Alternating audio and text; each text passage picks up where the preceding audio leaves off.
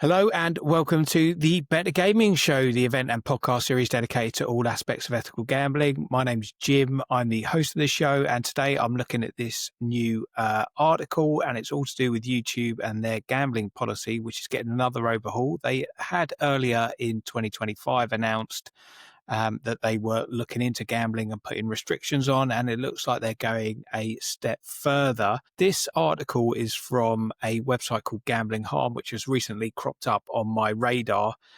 Really interesting website, love what they're doing, and it's informative and educational, and I highly recommend that people give it a go.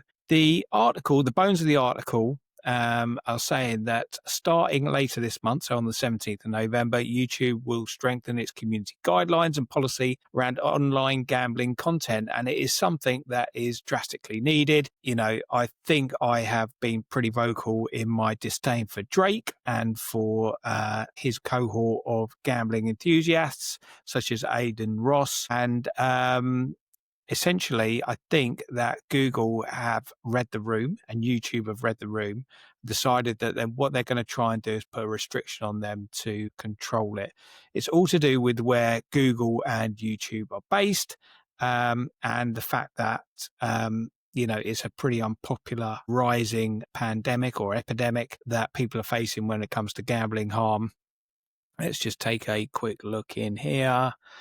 So current YouTube gambling policy prohibits content that directs viewers to online gambling sites or applications that are not certified by Google. So Google says it's decided to expand enforcement to now cover online gambling with additional items that have monetary value. It singled out digital goods and mentioned video game skins, cosmetics, NFTs. So really what it's going after is the younger demographics that are being exposed to gambling mechanisms in everyday gaming platforms. And the whole aspect of sweepstake casinos and social casinos, and it's just putting a further restriction down on all of that sort of activity. It is highly welcomed, and it is something in recent weeks, specifically in the UK, we've had a lot of people from the gambling industry coming out against the tax rises and the impact it will have on it. And the recent parliamentary hearing from the APPG group regarding the proposed tax rises saw a lot of the gambling industry coming out in support of the association, which claimed that there are very little social ills behind gambling. I do not agree with it. As mentioned previously, and I keep on reiterating, I am not against gambling. I do gamble myself. However, I just feel that the industry needs to read the room in terms of how the public are perceiving it.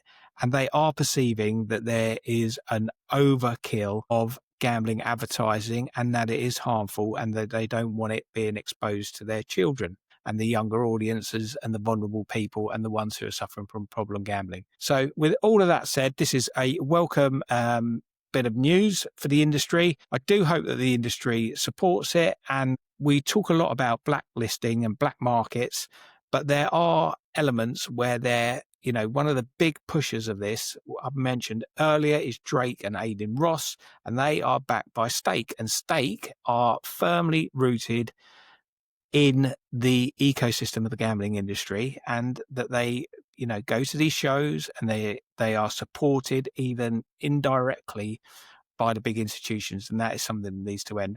That's all for today, and hopefully see you in the next one.